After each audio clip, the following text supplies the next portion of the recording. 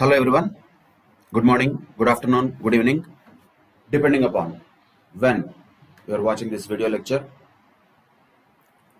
In the earlier sessions related to chapter 6a deductions, we discussed about many types of deductions available to different types of SSCs, including the 80C series, which was mostly related to the savings or investments or insurance related deductions like 80C, then 80CCC, 80CCD, in which there is 80CCD1, 80CCD1B, and also 80CCD2.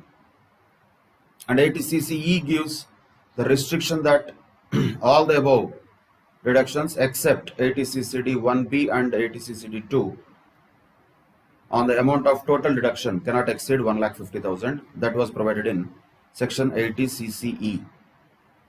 So after the 80C series, there is 80D series, which is mostly once again related to medical stuff.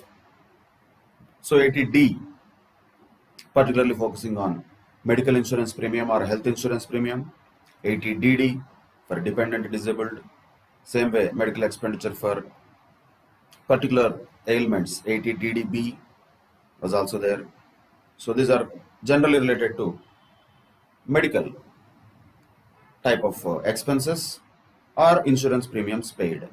That was the D series after the C series. Then there was E series, which is mostly related to the interests on the loans taken for different purposes. 80E is about interest on loan taken for higher education. Then there is 80EE, then there is 80EEA as well as 80EEB, all of them related to interests on the loans taken for different purposes. So that was all E series. There is no F series. After that, there is directly G series, which was mostly related to donations, which we discussed in the earlier class was 80G series. Only exception there is deduction for rent paid. So on a broader basis, we can classify the deductions for our convenience, but end of the day, we have to remember all the section numbers in sequence and what is the amount of deduction that is available to different types of SSCs. But after this 80G series, let us move on to another kind of deductions altogether, which are related to certain incomes. So deductions from certain incomes. Actually, these things could be given as exemptions also under section 10. Technically, there would not have been any problem. But still, we are not the ones to prepare the provisions of the Income Tax Act. So wherever it is, we have to just learn. So the following deductions will be given in respect of certain types of incomes. Let us start with an important section for problems, that is 80JJAA. So whether we like it or not, why do we have all these JJ, AA, BB, CC, DD? We can't help it. That is how the section numbers were given by some Babu, some IS officer.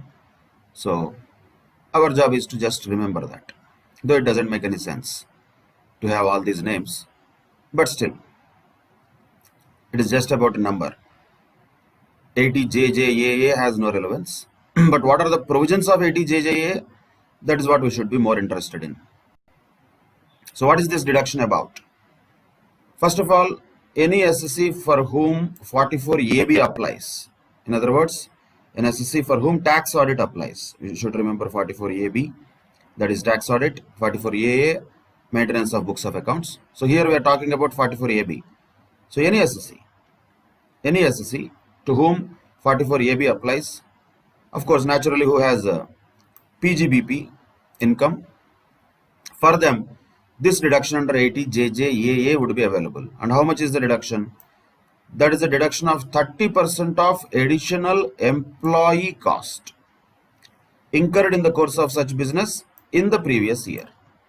So, whatever the additional employee cost, here we are not talking about normal employee cost, we are talking about additional employee cost.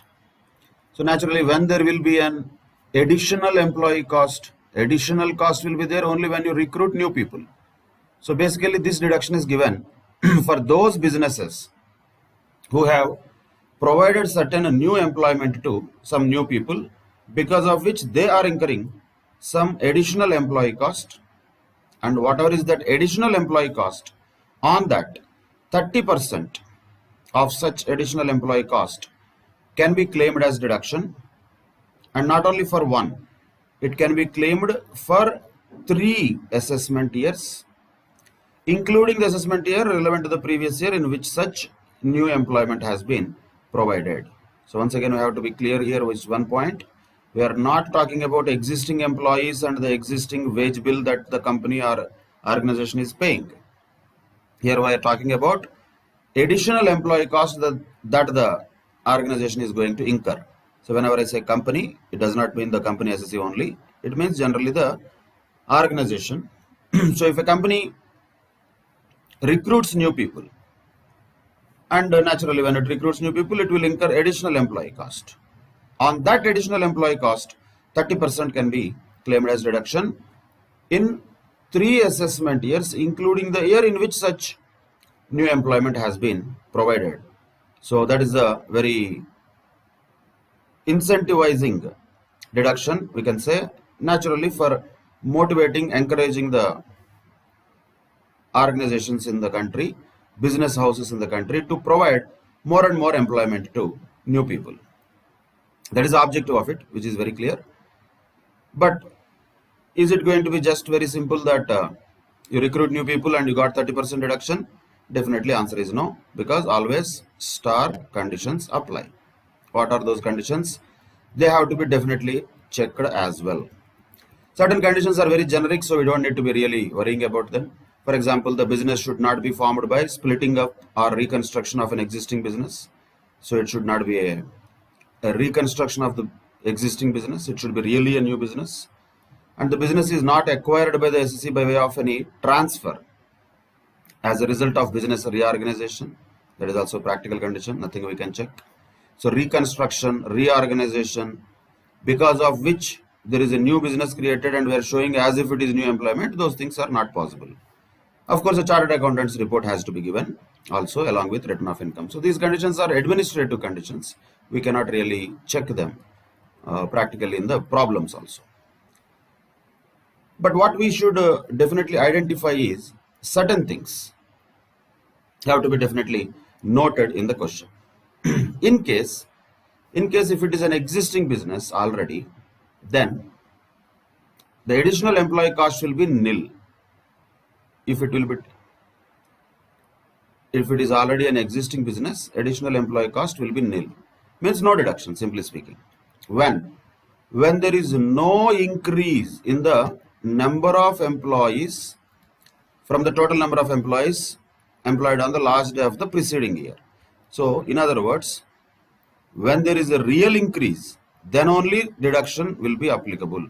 If there is no increase in the total number of employees compared with the previous year, earlier year, that means there is no recruitment. Imagine just a company, let us say, fires 200 people and recruits another 150 people, and it says, because I have recruited new people 150, all their employee cost, all their wage bill or salaries that we pay, on that I will claim 30% deduction. Is that possible? No, because the number of employees at the end of this previous year, it did not increase from when compared to the preceding year. So if that is the case, then there is no deduction, is what we should understand. Additional employee cost will be nil, means there is no deduction. So one condition to be checked is definitely there should be an increase in the total number of employees at the end of this previous year when compared with the earlier years. First condition. Second condition, if at all the amounts are paid by otherwise than by account pay, check, bank draft, or through prescribed electronic mode, then also there is no deduction. So how can we understand this? So first condition, there should be a real increase in the number of employees, then only deduction is available. That can be considered as a condition. Second condition, the payment cannot be made in cash. So no cash payments are going to be considered as real expenses, and no deduction can be claimed on amount which is claimed to be paid as wages in cash. That's what we should understand from second condition. If at all, let us say there is no increase in the number of employees, or if the amount is paid in cash, naturally there is no deduction because the additional employee cost will be considered as nil.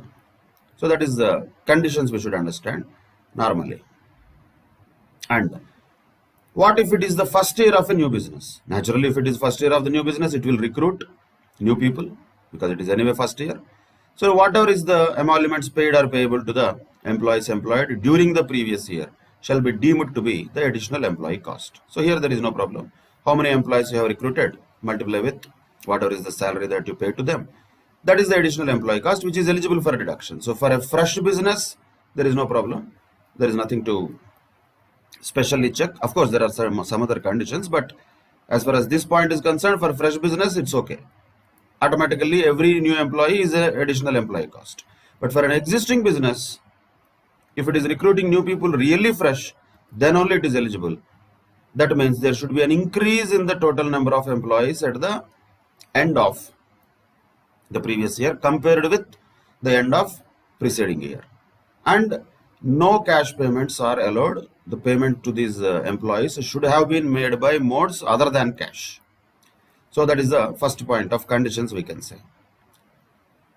And who is an additional employee? Naturally, whoever is recruited during the year, he is an additional employee. That is not to be separately defined. It is very clear. But the point is, when the additional employee is there, the additional employment what is generated should definitely have the effect of increasing the total number of employees at the end of the year. That's what we already discussed. So who is an additional employee is okay. Who has whose recruitment gives the organization a benefit, whomever it recruits freshly, that is okay. But the point is here, who are not considered as additional employees, or even if company recruits the following people also, it is not eligible for deduction. When the employee has a total emoluments of more than 25,000 rupees per month, then this deduction is not available. Which means the employment that is generated should be relatively a low paid job, less than 25,000 per month. If the employees' emoluments are more than 25,000 per month, nothing happens. You can recruit people according to their skills, but you cannot claim deduction under this section. That is the first exclusion we can say. And second exclusion is where an employee's entire contribution related to pension scheme is paid by government. If government pays the contribution on behalf of employee under any pension scheme, then such employees are also not to be considered as additional employees. And an employee who does not participate in a recognized provident fund. So if the employee does not have PF account, then also the company cannot claim deduction under this section. So whoever is freshly recruited, immediately the companies are now indirectly forced to open provident fund accounts for all those fresh recruits. So compulsorily, the employees should participate in recognized provident fund. Government should not pay their pension scheme. Their salaries should not be more than 25,000 per month. Exactly 25,000 per month is okay.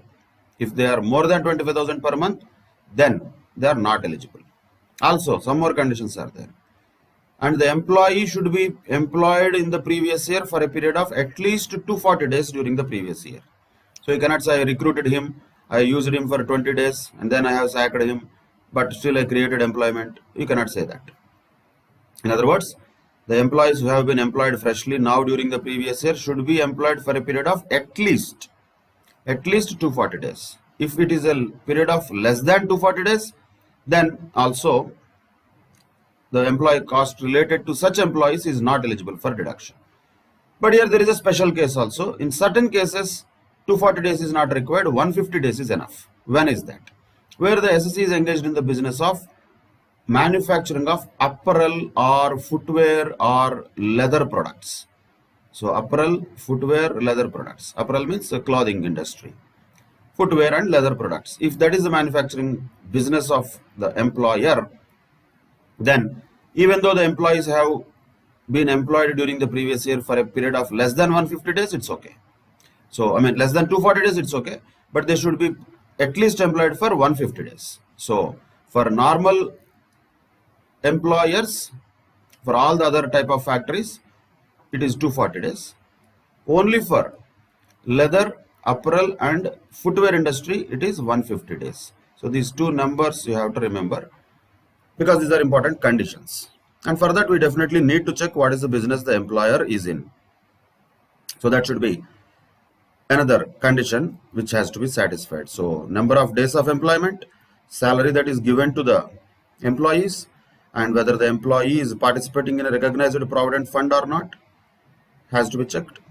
If at all government itself is giving any contribution to the employees pension scheme, then also such employment is not eligible for this deduction under section 80 JJAA. So these exceptions are very important, conditions are very important. Calculation is quite simple. Calculation is simply what?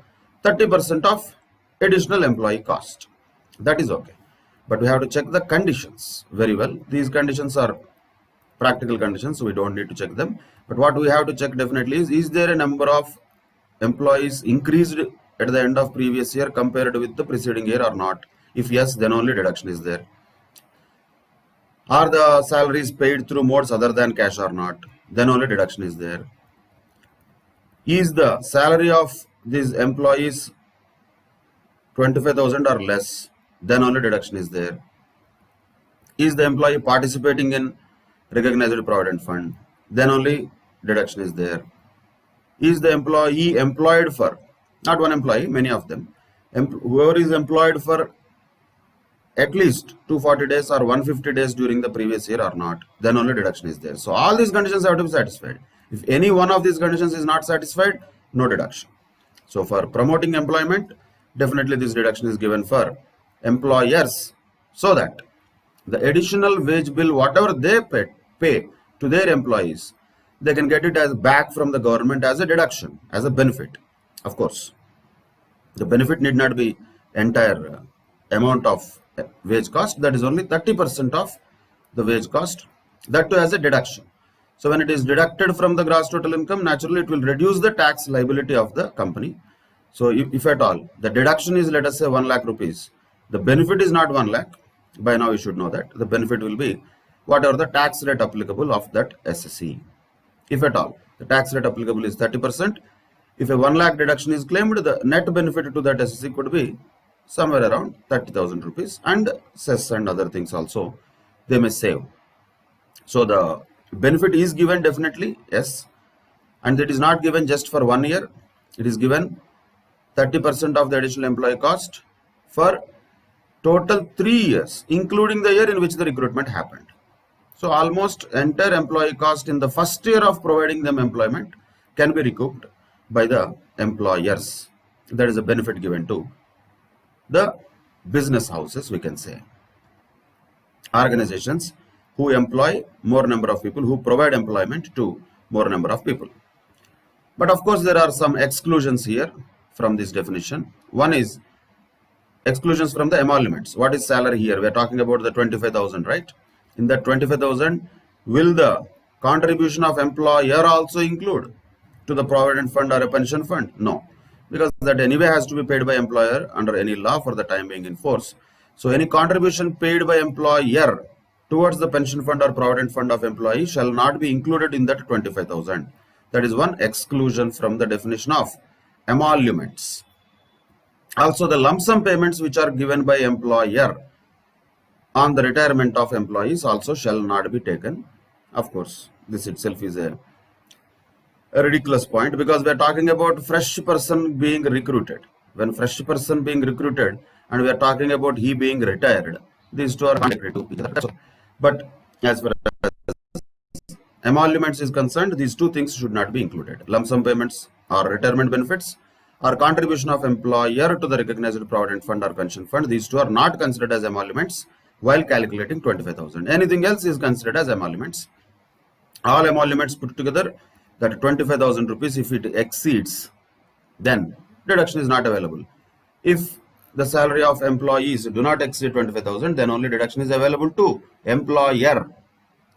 Salary of employee does not exceed 25,000, but deduction is not available to employee. Deduction is available to employer.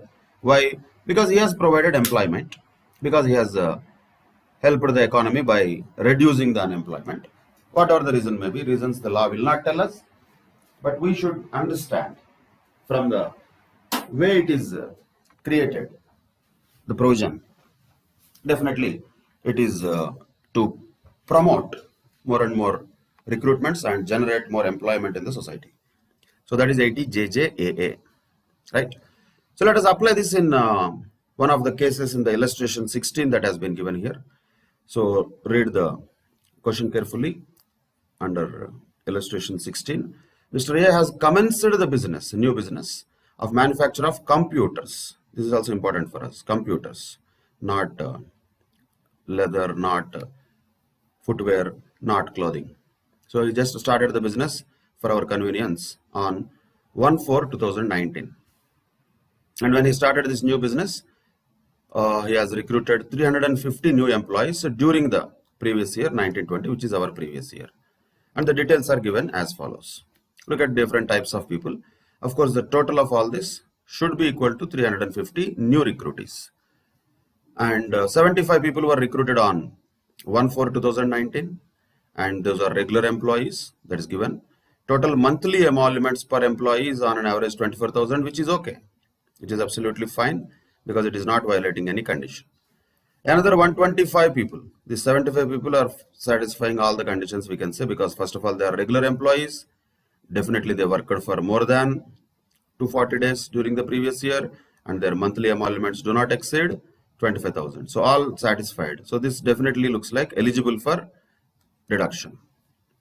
Then what about 125 employees recruited on 1st May 2019? That is also okay. They would have been working for more than 240 days. That is fine. They are regular. That is fine. But what is not fine is their monthly emoluments are 26,000, which means this lot of recruitment is not eligible for 80 JJAA because it should not exceed 25,000. As simple as that. Then another 50 people are recruited on August 2019. These are casual employees. So casual employees means they will not have provident fund accounts and all. So that itself is one restriction which disqualifies them. And there is one more restriction because their monthly emoluments are also more than 25,000. So another restriction. So in any case, the third point looks like it will not be eligible for deduction under 80 JJAA. Then coming to the fourth one, another 100 people are recruited on 1st September 2019. These are also regular employees. Their salary is below 25,000. That is all okay. But you look at the date, how many number of days they have worked. Did they work for 240 days?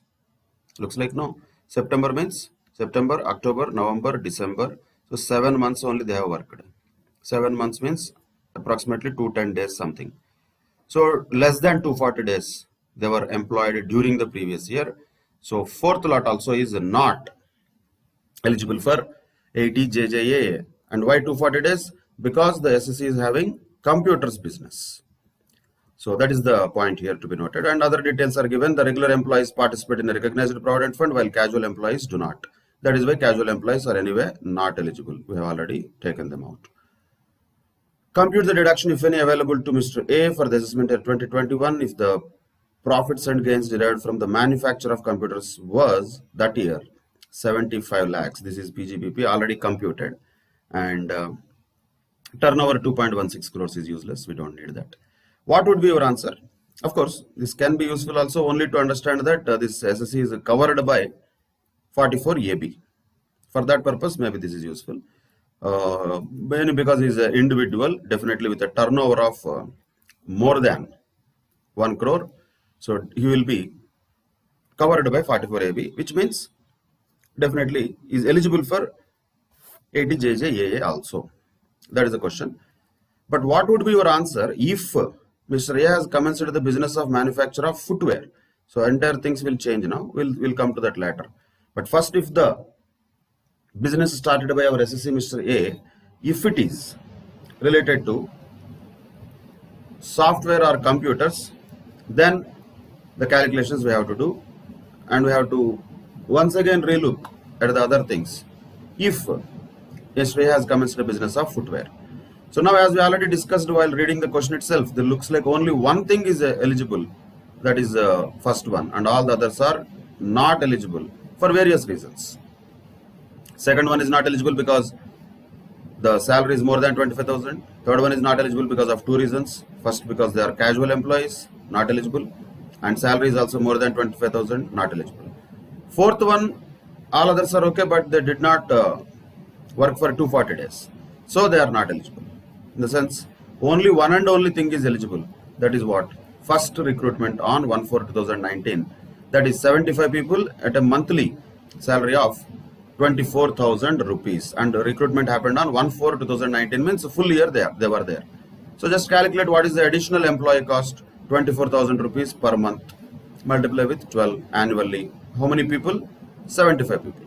So that comes to around 2 crores, 16 lakhs. 30% of that, if we calculate, the deduction that can be claimed by Mr. A under 80JJAA will be 64 lakhs 80,000. Calculate these things. 24,000 per month, multiply with 12 for annum, for the year.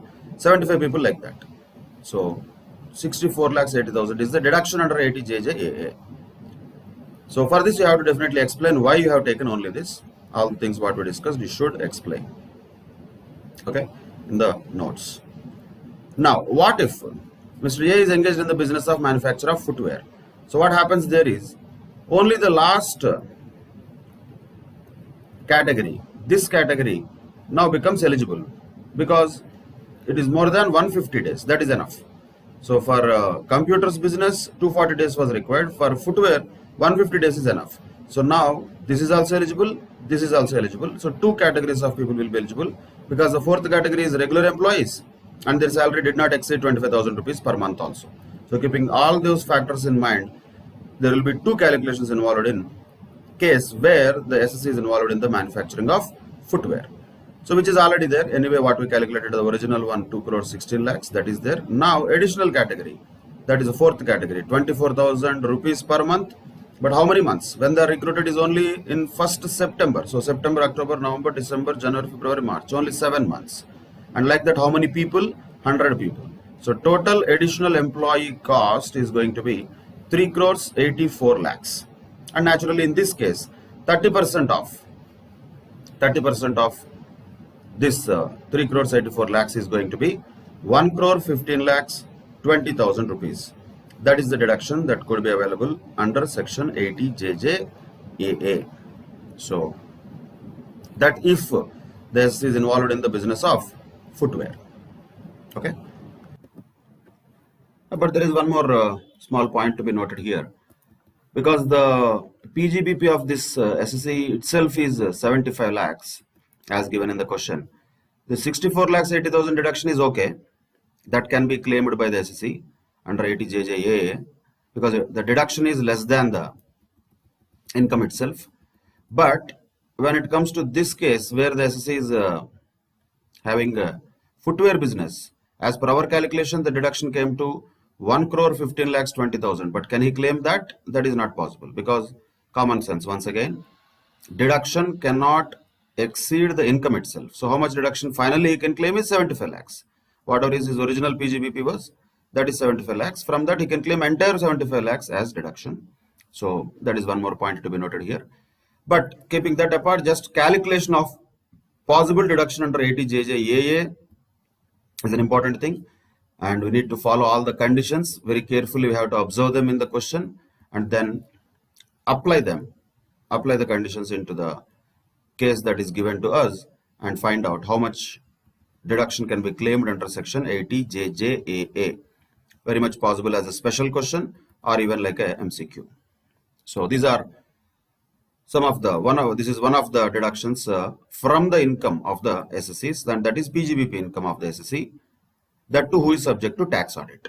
That was 80JJAA. Now we have another deduction under section 80QQB, that is related to the royalty income of authors of certain books other than textbooks. There is nothing else to remember here, just heading is enough, and amount you have to remember. Amount of deduction can be maximum of 3 lakhs. If the income itself is less than 3 lakhs, then that income itself will be the deduction. If somebody as an author of a book has received a royalty of 5 lakhs rupees, let us say in a year, that will be subject to eligible for a deduction under 80QQB of 3 lakhs rupees. That's it. So that is the amount to be remembered. 3 lakhs rupees is the deduction for royalty income for authors of certain books other than textbooks. I don't know what crime the textbook authors have committed, but whatever it is, that is given only to authors of books other than textbooks. Why and all we cannot ask. On the face of it, it is ridiculous. You should encourage people to write textbooks, not discourage them. So for whatever reasons, they have said other than textbooks, so it is other than textbooks. That's it. So amount of deduction is 3 lakhs, 80QQB. That's it. And that is about computation of it. And there is one more small point here to be noted, where if at all there is a special point that is given. So while calculating the deduction, the amount of eligible income, what we are talking about is like royalty amount, before allowing the expenses attributable to such income, shall not exceed 15% of the value of the books sold during the previous year. So this is one more condition we can say for availing this deduction of 3 lakhs rupees. So imagine if a particular book has been sold during the previous year, let us say 50 lakhs rupees worth of sales happened during a previous year, and the author has received a royalty of, let us say, 20 lakhs rupees. Imaginary numbers, no other will receive that much, but still, if at all, author has received a royalty of 20 lakhs rupees from the sale of 50 lakhs worth of books during a previous year, this much will not be eligible. So we cannot say 3 lakhs is directly eligible. When we have to take it, the amount of eligible income which is received by way of royalty should be not exceeding 15% of the value of the books sold during the previous year. So 15% of 50 lakhs will come to only 7.5 lakhs. So here the royalty income has exceeded that. So when it happens like this, 7.5 lakhs is only eligible to be claimed, from which income the deduction of 3 lakhs can be claimed. So in case we calculate deduction here of 3 lakhs, here there is no issue in this example because the amount is big already. 7.5 lakhs is the eligible amount of income from which the deduction can be claimed, which is 3 lakhs. So imagine if this we take it for 1 0 less. Let us say the total books value that is sold itself is 5 lakhs and the royalty received by the author is 2 lakhs. Then how much deduction can be claimed? Can he claim entire 2 lakhs as deduction because it is less than 3 lakhs? No, the answer is no there. Why? Because the royalty income from which the deduction can be claimed shall not exceed 15% of the value of the books sold. So 15% of 5 lakhs. 5 lakhs into 15% will be only 75,000. So maximum deduction that this author can claim is only 15% of that 5 lakhs, that is 75,000. He cannot claim a deduction of 2 lakhs from his income of 2 lakhs in the form of royalty. In other words, Out of these 2 lakhs, whatever he received, he can claim only 75,000 as deduction, which comes to 0.75. So remaining will be naturally taxable. Of course, this amount is already included in his gross total income. We are talking about a deduction after calculating the gross total income. That is why the amount of deduction is restricted to 75,000, we can say, in that particular case. So only point to note is, yes, deduction of 3 lakhs is there as per 80 QQB, but only condition that you have to check is, you have to check whether the royalty has exceeded 15% of the value of books sold or not. It cannot exceed. That's it. So that is a point here. And of course, this condition is not applicable when the royalty is receivable in lump sum. Means already he has sold the rights of the books and lump sum royalty if he has received, then this 15% condition also does not apply. So we don't have to go into all these facts, will not be given in the question. So simply speaking, for royalty, 3 lakhs deduction is what we should remember. That's it. Same for royalty on certain patents. Patents for new inventions and all. So there is a deduction under 80 RRB. That amount is also 3 lakhs. So these are general deductions that you can remember at a broader level. No need to go into the details of them. So 80 QQB for books royalty, 80 RRB for royalty on patents. Amount is same for both, that is 3 lakhs. So these are the deductions related to certain incomes. And in addition to that, we know this 80 TTA already.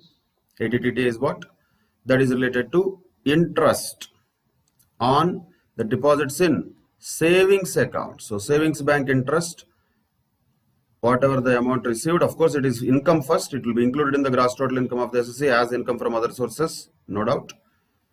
But we have to be clear, we are talking about a savings bank account, but not a fixed deposit. That is not eligible for 80 TTA. So savings bank interest, simply speaking, if there is already a savings bank interest included in the gross total income of the SSC, a deduction under 80 TTA of up to 10,000 rupees is available. Up to, once again, maximum. Deduction cannot exceed the income itself. If the interest itself is 8,000, deduction also will be 8,000, like that. So that is savings bank interest deduction under section 80 TTA. And this is applicable for all the things, banking company, cooperative society, post office. That's all. However, 80 TTB is also a similar thing, but this is for senior citizens.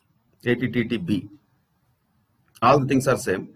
So interest on savings deposit here also, but applicable to whom? Only those who are having age of 60 years or more, senior citizens. For them, the amount of deduction is not 10,000, it will be 50,000. Can the same SSC claim 80 TTA also, 80 TTB also? Impossible. How can you be less than 60 years also and more than 60 years also in the same year? Not possible. So if a person is a normal person, 80 TTA is available. If a person is a senior citizen, 80 TTB is available, which will be amount of up to 50,000 rupees. So that is about some of the deductions related to incomes. Now look at this illustration. Mr. A, resident individual, aged about 61 years, has earned a business income of 1,35,000, which is already computed. Lottery income of 1,20,000 gross, already grossed up during the previous year 1920, and he has also interest on fixed deposit of 30,000 with banks, no deduction for that. And he invested amount of 1,50,000 rupees in the public provident fund, which is eligible for ATC, of course. What is the total income of Mr. A for the assessment year 2021? Simple calculation. So 1,35,000 definitely includable, that is PGBP. And income from other sources has two things. One is lottery income, that is 1,20,000, and another one is 30,000 rupees fixed deposit interest. Both are income from other sources. So PGBP 1,35,000, income from other sources 1,50,000. Put it together, total gross total income of this person is 2,85,000. From that, ATC deduction of this 1,50,000 rupees is available, that is under 80C. And for 80 TTB, it has been given where the interest can be even from a deposit, even with a fixed deposit also it is given. So certain deposits it is mentioned. So interest on deposits with the banking company or a cooperative society or a post office it is mentioned. So like ATTTA has very clearly excluded in the bracket what type of deposits. Not being time deposits, it was clearly mentioned in ATTTA. That means only for savings bank interest ATTTA was available. However, if we look at the literature of ATTTB, no such exception is given in the provision itself, which means what? Even interest on fixed deposits is also given as a deduction for senior citizens only, not for everybody. For senior citizens, interest on savings bank deposits or fixed deposits also both allowed as deduction. So ATTTB, how much you can claim as deduction? That is 30,000. So the total deduction is 1,80,000. And here, another point to be noted is the SSC is having a income from lottery income of 1,20,000, which is a casual income. And as we discussed earlier also, that casual income is not possible to be used for setting off any losses. It is not eligible for any deductions under Chapter 6A. So, though 1,80,000 is there, which is the eligibility of the SSC under ATC and ATTTB, that is not possible to be claimed as deduction fully. That has to be restricted to 1,65,000 only, which means this entire lottery income, the casual income, always becomes taxable. So no possibility of any deduction under Chapter 6A. So finally, what is the taxable income of this person? That will be 1,20,000. If at all tax liability is asked, then flat rate of 30% will be applicable on that. That also we know. So in case of deductions related to ATTTB, it is very clearly given that interest on fixed deposit also qualifies for deduction under ATTTB, whereas for ATTTA, for normal people who are not senior citizens, it would be not qualified. Only savings bank interest is qualified for deduction. But for ATTTA, 10,000 was the limit. For ATTTB, 50,000 is the limit. So that is one more point to be noted. And as it is given in the next note of explanation, since the deductions are 1,80,000 rupees as per ATC and ATTTB, however, we cannot have the deduction exceed the gross total income exclusive of long-term capital gains under section 112 and 112A related to shares, and short-term capital gains related to shares 111A, and winnings from lotteries. So the deductions cannot exceed these incomes, not possible. So that is a point to be noted. So when there is a gross total income inclusive of these items, we should exclude that first, that is not eligible for deduction. So what are the incomes not eligible for deductions under Chapter 6A? Definitely long-term capital gains under 112 also, 112A also, short-term capital gains under 111A, that is for shares, and lottery income or casual income. Winnings from lotteries is one of the casual incomes, like that any casual income. That is all not eligible for deduction under Chapter 6A. So we have to exclude them. So if you exclude that, which is eligible for deduction, only these two are eligible for deduction. 1,35,000 and 30,000. Put together 1,65,000. That much only is given as deduction here. That is 1,65,000. So naturally the remaining amount of 1,20,000 becomes taxable, of course, at the rate of flat 30%. That is illustration number 17. Like that, illustration number 18 also is there, which is related to Mr. Gurnam, aged 42 years. Salary income is already computed, that is 5,50,000 rupees. And interest of 14,500 rupees is earned on savings bank account with the State Bank of India during that year. Because he is 42 years of age, we can say he will be eligible for ATTTA later up to 10,000 rupees. Compute the total income of Gurnam for the assessment year from the following particulars. So look at each of these items one by one. We have to look at it. So life insurance premium paid to whoever it is, Birla Sun Life Insurance, in cash amounting to 25,000 rupees for insurance of life of his dependent parents. So 25,000 rupees life insurance premium that is paid in cash for the life of his dependent parents. And insurance policy was taken very clearly on after 1/4/2012.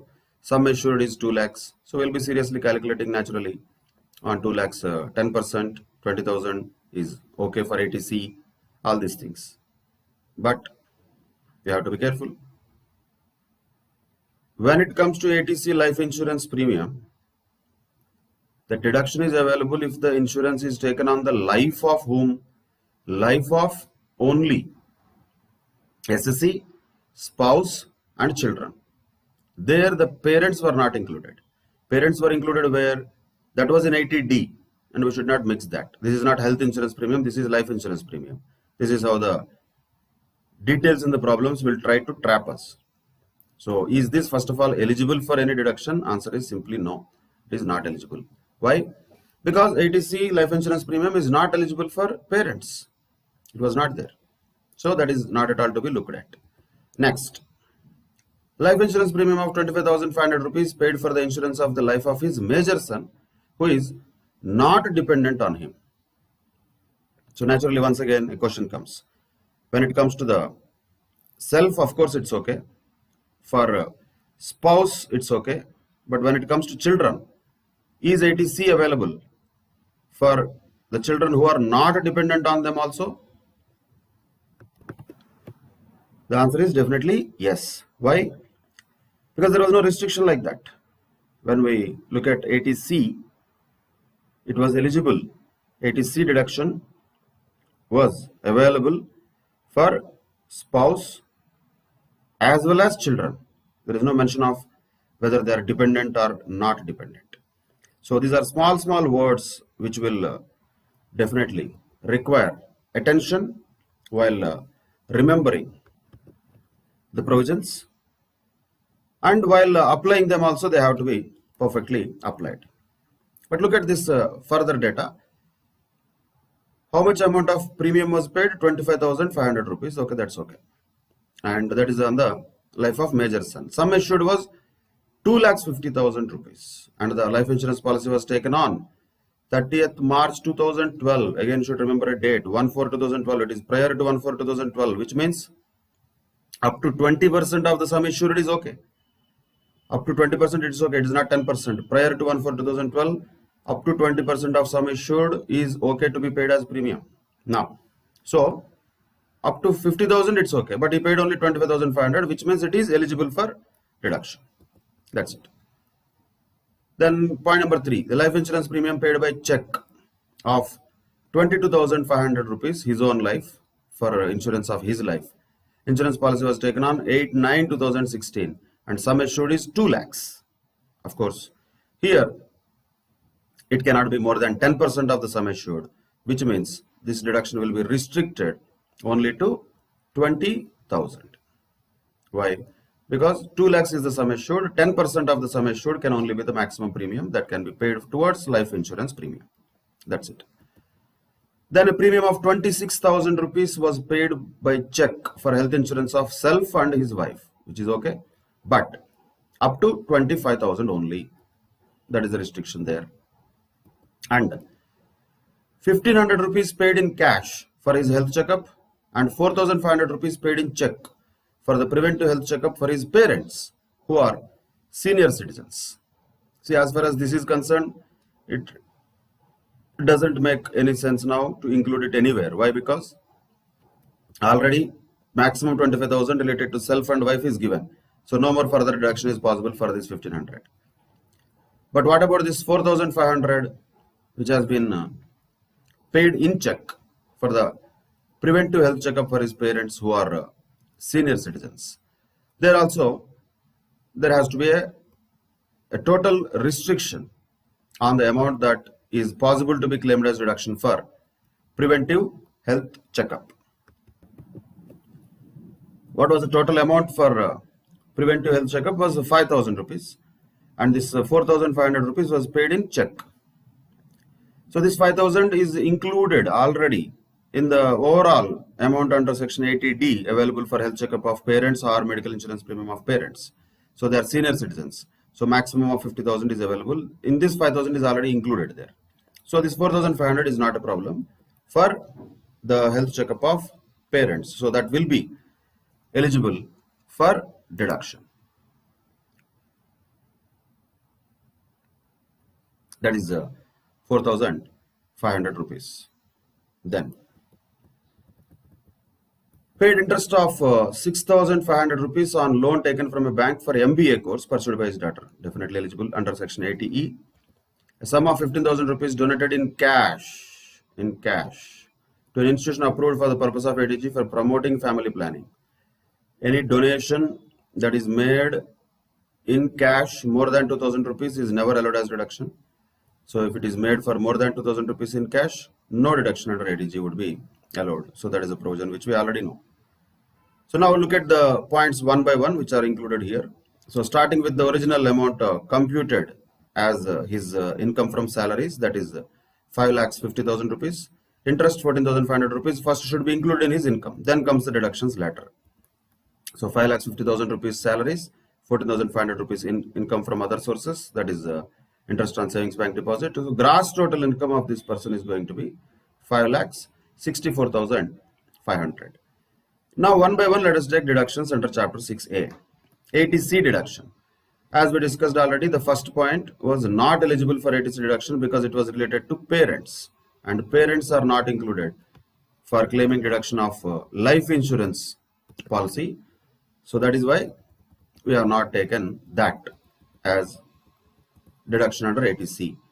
But can the deduction for the major son be given? Yes, 25,500, no problem.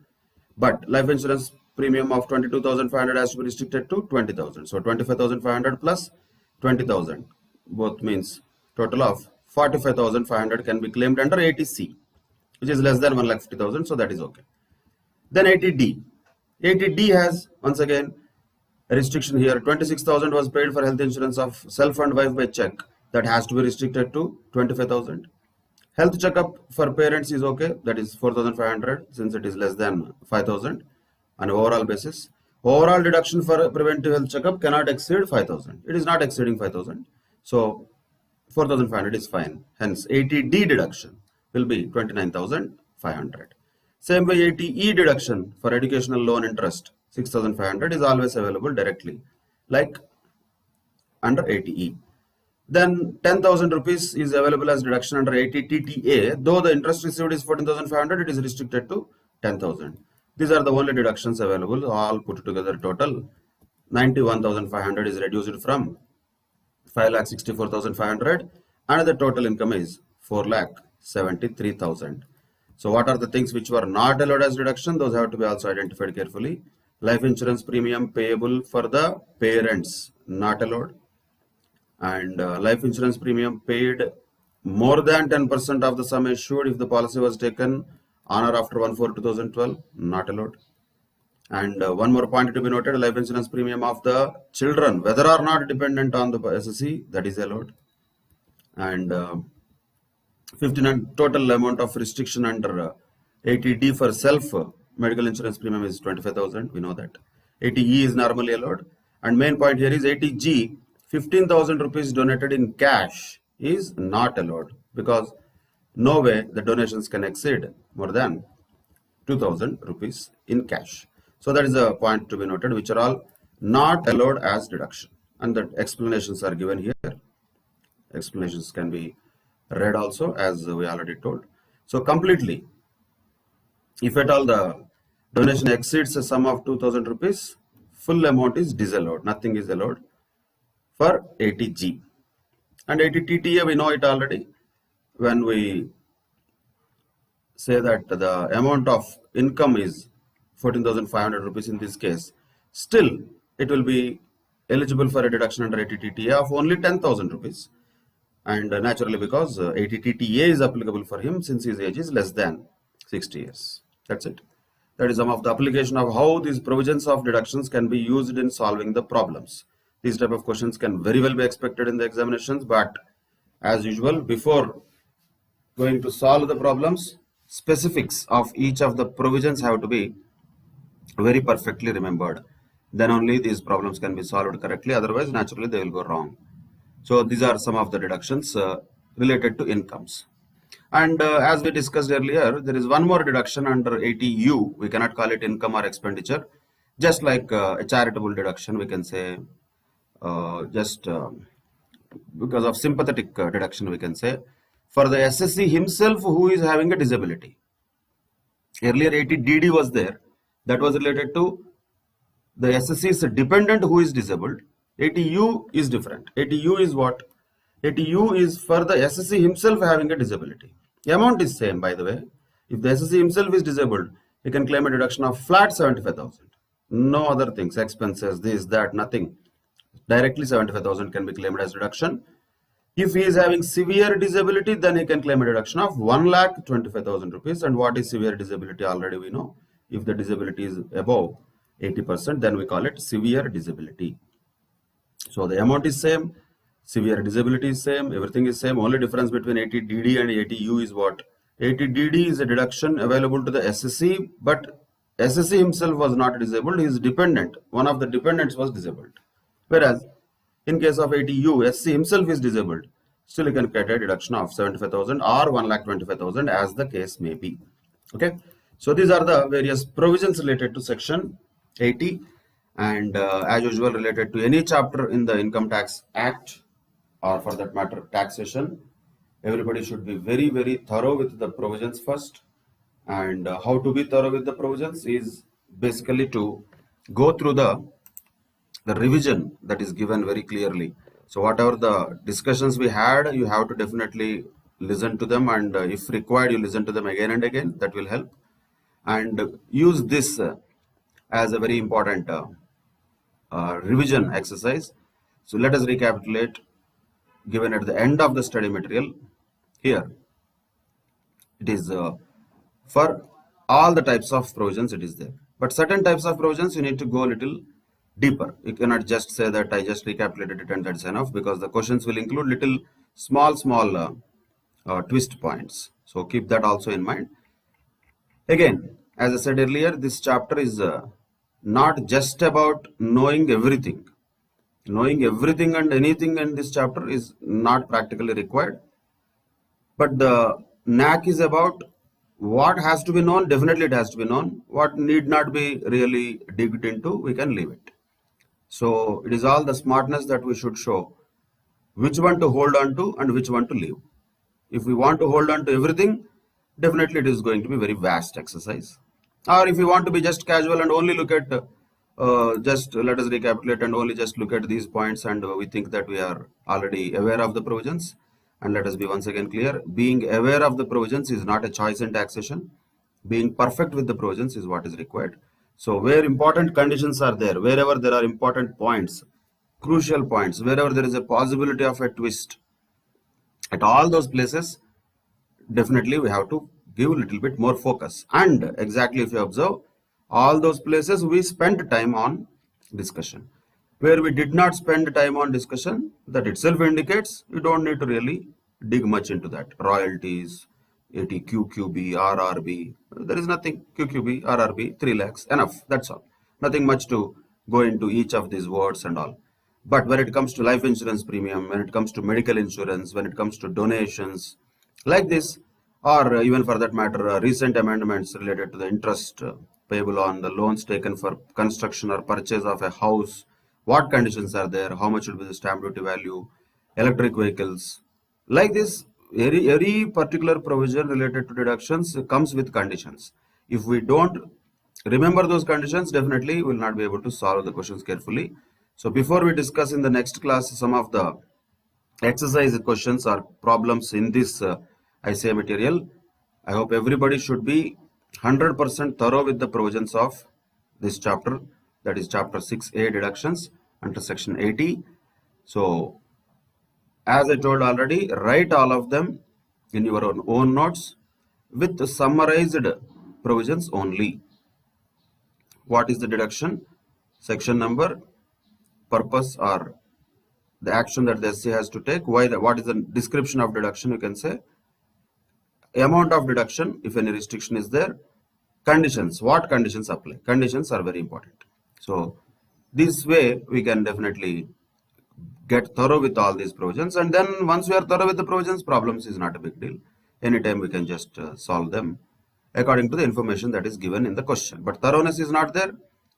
Definitely there will be always doubts in the problems. That is inevitable. So let us not get into such situation. So become thorough with these provisions, and we'll solve more problems in the next session. Till that time, take care. Bye bye. Thank you very much.